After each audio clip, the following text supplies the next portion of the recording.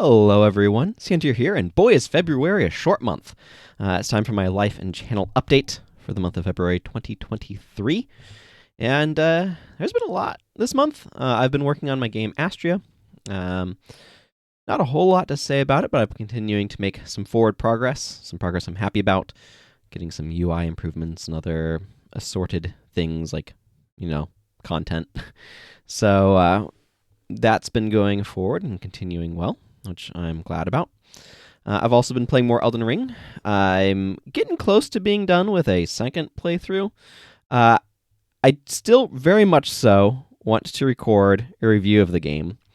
At this point, I have done my initial playthrough on a Strength Faith build. This most recent playthrough was Dex Arcane, or is Dex Arcane. And I've just been focusing on things differently. The first playthrough, I focused a lot more on blocking. This one I've been experimenting with like two-handing and parrying and a little bit of dual wielding and stuff. So I've just been experiencing another side of the game, figuring out what more of the tools are.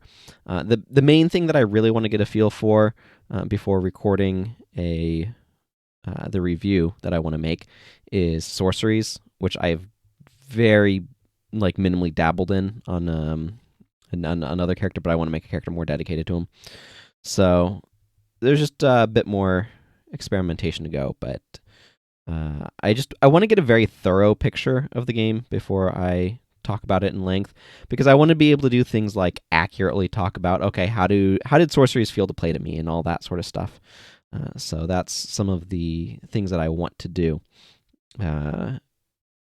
first, so that way I have proper experience and can talk about things. But boy, am I looking forward to talking about things. I do have my note list of topics that I want to discuss. So that'll be some point in time in the future. Hopefully before the DLC that was just teased comes out, which, given the way that they worded all of that, I imagine I'll be able to be at that point. It'll also, just to discuss like the Middle-earth Shadow of War, that I'd started streaming that some time ago. I did one stream and then the computer problems, etc. That was last year, of course. That's something that I do want to theoretically get back to. I still need to figure out if I want to just start over again and just start fresh, because that first stream did not go smoothly. Probably because my graphics card was dying. Shocker. But I am thinking about whether or not to do that. But I don't want to take the time for it right now. I'm more focused on trying to get Astria done as much as I'm able. So when I have time, because streaming is not the same thing as regularly playing a game. There's a whole production involved on the side. You have to be paying attention and all sorts of other things. Like, if you're not interacting with chat, why are you streaming? Right? And that adds an additional layer to everything. And then the other big thing that's been going on for me this month, just recently here, kind of at the tail end actually, that I've been processing is, boy, this is somewhat challenging. It's a lot of sort of revelatory introspective stuff, where one of the things that has been... I need to figure out the order that I want to discuss stuff. I always want to try to make sure people understand where I'm coming from and what I'm saying, so I like to give context, which means that I can be extremely verbose trying to get all that context, but I can also get really caught up in what order do I present things to so stuff lands with the proper context, and I get challenged at times with that. So I've been really finding myself wanting to try to find a real-life friend group, something I don't know if you all have been experiencing this or not. I grew up in like the 90s and in the early 2000s. I remember being a wee little lad and playing the original Doom with my dad, sitting on his lap. So I've kind of seen as the internet has developed, and I remember kind of in my mind the era of the internet that I really have been getting really nostalgic about lately is kind of like the late 2000s. So I've been finding myself wanting to, like, really craving a friend group to interact with more in person. I feel like the internet has gotten extremely performative and like hyper polished, hyper performative, and very fake in that way. I was just ruminating on Twitter before recording this that I miss when it felt like the internet was dominated by fans and hobbyists rather than professionals. And it very much so feels like it's been a thing about chasing fame, clout, hustle, um, side venture, money, and all that sort of stuff, and that it has lost its soul in the process, if that makes any sense. It has lost the sense of going for connection and doing things because you like them and find them cool and fun and enjoyable, and it's gotten this, I don't know, hand wavy thing about it that just rubs me the wrong way. So I feel like I want to be interacting more in person. But how do I find friend groups? And I've been like watching Not Just Bikes and seeing all the stuff about like, okay, third places. So something that's really important contextually for my brain is I'm a systems oriented thinker. Like I think at a systems level, which like when it comes to games is something that I really enjoy thinking about. Like how does this system interact with this system and these sorts of things. But it means that I tend to see problem solving very in a system oriented way, which makes it very difficult for me to find individual solutions to problems because I'm always looking for systemic solutions. That's just the way my brain operates. So anyway, this is long-winded, but so I'm like, okay, I feel like there's all sorts of systems-oriented reasons, systems-oriented problems that makes it hard for me to find friends and connect with people. And so I'm like, okay, there's the card-centric design, there's a lack of third places, which a third place is not home, not work/school, but it's a third place where you go to hang out. This is something that people really liked from colleges usually. So people who went to college, such as myself, will talk about that third place sort of experience as something that they really, really liked, and they really liked something about college that they just don't get when they get out of college, right? And so, like for me, I think back to the cafeteria in the college that I went to, where people would hang out and like play Magic the Gathering, and I remember being able to just kind of wander in there and find somebody to play with, and just, like hang out and chat about things or whatever, and I miss that. And so those sorts of third places are really great for building community, for building connection and relationships that can become genuine friendships and things like that. I also have a very high bar for feeling what I'd consider friendship or being friends, much higher than I think most people do. I have a very large like wing of acquaintance, where it's like, okay, yeah, I know you, we get along, or we spend time together, or we've talked. But to me, it's not about the level of intimacy of discussion. It's about for friendship. Like that's important, but also just like a general presence, like a continuity of presence, or just enough time spent to kind of together to build casual memories. The sort of thing where I can, think back and like, oh yeah, here's this random thing or that random thing that we experienced together. Anyway, so I've just been wanting to find in real life friend group. But part of it too is the sort of people that I'm looking to be friends with, and I don't know how to find those sorts of people. So like one of the things that's really important for me is I want friends that are low on prudishness. That's the best sort of scale that I've got for it. And finding those sorts of people in real life is something that I don't know how to go about doing. Anyway, so I've been praying a lot about that. And I feel like the past couple of days I've had a lot of revelation that has been helping move potentially, I believe, steps towards that of just working through some trauma that makes it difficult for me to connect with my full authentic self to people. So I went into detail on a recent Twitter threads and Patreon post, but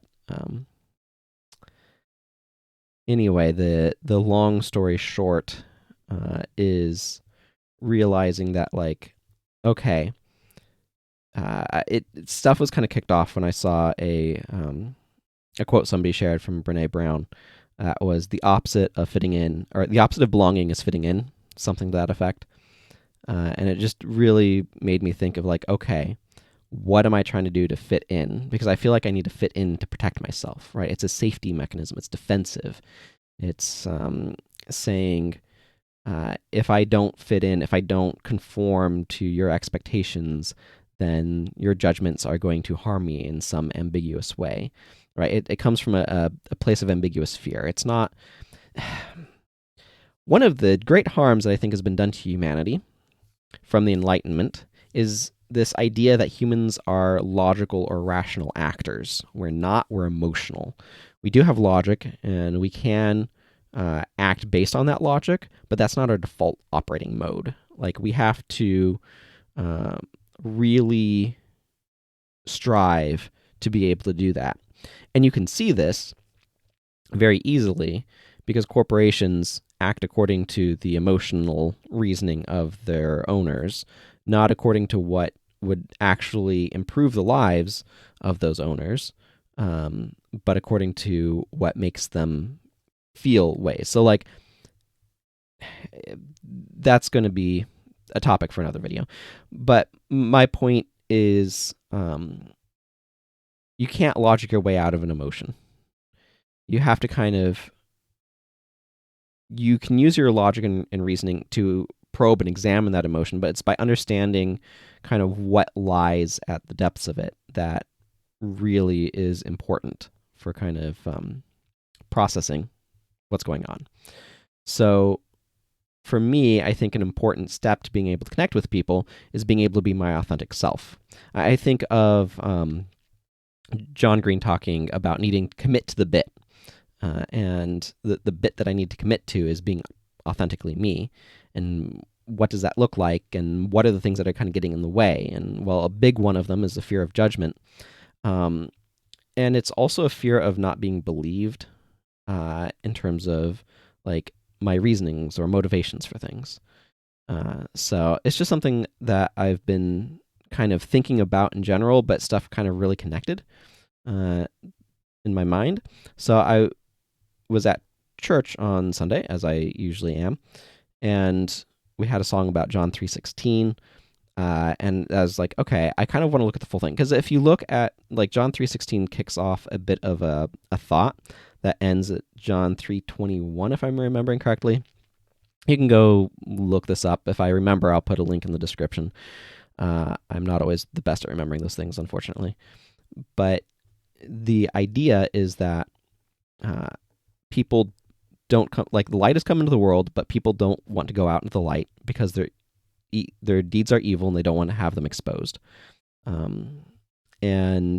But those who live by the truth come out into the light so that can be seen plainly that what they've done has been done in the sight of God.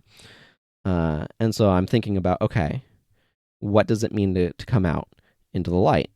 And I've tried to be fairly open about, like, one of the things that I really like is nudity in art. That's just something that I really, really like. And I expect all sorts of judgments based on that. I expect people to read into that, like, project into that all sorts of negative things. And that makes it very hard to be honest and authentic about that aspect of myself, particularly among my fellow Christians, who I perceive as being particularly judgment prone around that. And there's other things connected with that too, like wanting people to know, like, proper anatomical terms, and there's a lot of stuff that I could go into if people are curious or whatever. But the long and short of it is, I've felt an intense. See, this is really tricky. This is really tricky because the base first level is, I feel an intense expectation of judgment around this. But as I dig deeper, that is an assumption that I'm making on the part of other people. Ergo, I am placing this burden upon myself, right? I feel that I need to hide aspects of myself because if I let them out, people will judge me for them. But that is me assuming their judgment, right? They haven't judged me. I'm assuming their judgment. So I'm trying to protect myself from something that they haven't done. So it's this sort of preemptive thing. So the sermon itself was on Galatians 4, 8 through 20, something like that. But the first part of it is the relevant part, where it's talking about rituals, the way that people use rituals to try to control supernatural elements. So use rituals to try to control God. It's manipulative tactics, right? If I do this thing, then I can get this deity's favor and get them to do what I want. You see this sort of thing show up like all the time in video games, particularly like summoners. So I was realizing and connecting, like, oh, the trying to fit in social mask is doing the same sort of thing. It's a manipulative tactic to try to control other people's behavior, to try to keep them from harming me, because that's what a lot of these rituals are about, right? If you believe that there's a deity in control of the weather, then you feel like you need to do rituals in order to be able to appease that deity in order to get good weather. Like things that aren't going to ruin your crops, or usually around crops and things like that. So for me, I was realizing these social masks are coming from the same sort of place where I'm placing kind of this burden of expectation of the other person upon myself, where like I am subjugating myself, right? I'm placing myself under subjugation to my assumptions about others. So that was kind of like the first one, the first part, and then the next part was just realizing that an experience that I had when I was a teenager, which I've written about before, but is a long time ago. Still difficult to talk about this stuff, just because of the very thing I'm talking about, right? The way that I expect people to receive it, the fears of judgment that come with it. But the instance was it was when I was 17, and I found myself wanting to know what do the female genitals actually look like? Like I had some vague notion, but what do they actually look like? And so I did the thing that anybody would do when they grew up with having, being able to get access to the internet, is I asked the internet. And I found myself landing on art, nude, and naturist websites, which I think was a blessing. And my dad saw me looking at an image from one of those. I think a fairly reasonable artistic image, but I say that as if it needs to be some sort of justification. I didn't go through age gates because I had already had an intense policy of honesty at that point due to an experience as a child where my sister and I were playing in like a kid's area, and we told our mom we'd put it away, and we didn't, and our mom got in trouble, and I was like, oh, lying is bad. And that's something that's always stuck with me. But in this particular instance, like my dad said, not in my house, in a very intense way. And I think that's a traumatic memory that was left. It's like, oh, I'm not allowed to exist as myself. Like, I like these. I think these are really pretty. These are aesthetically pleasing. But I'm not allowed to express that part of myself because it's socially unacceptable. I think that's the moment where it was really deeply embedded that this is socially unacceptable in the eyes of others. And so I can't, like, how do I connect with other people who also like this type of art? Because they're plentiful. But it's difficult when I feel like I have to hide that part of myself. So I feel like these are the steps forward to kind of begin to help me to heal from some of this stuff. I feel like adulthood is so dominated by finding all of the little ways growing up that, like, little traumas or even big traumas most of it, I think, unintentional, or at least in my case. Unfortunately, too many people have experienced trauma that was intentionally done to them, and for that, it is the depths of that tragedy is very deep. Like, and here's the thing: like, I would say that I had a good childhood, and I still have traumas that I have to overcome and heal from, like this one I'm talking about now, and just like stuff that I had osmosed from culture that's just wrong, and I have to unlearn so many wrong things. And it's just, I've had an extremely blessed life in many regards. And if I have this much stuff I have to work through and unpack, how much more somebody who's had a less blessed life than me? So my heart goes out to all of you who are struggling through whatever stuff is in your head that you're having to deal with. It is a difficult world out there, and it's just unfortunate that that's how things go. And I want a better world. I want a world with less pain, less trauma, and more connection and more love. But anyway, I feel like the steps are beginning to help me to get over the things that are impeding my ability to form connections and relationships with others. I don't quite know where they're going, but I trust God's leadership and guidance on it. I trust his faithfulness. He's been faithful thus far. So anyway, I think that's all I really want to talk about. It's been a rather personal one, but hopefully, I mean, it's life updates as well as channel ones. So that's what I got to say. So thank you very much for watching, for sticking through it. Getting something off your chest like that is hard. All right. Goodbye, everyone, and take care.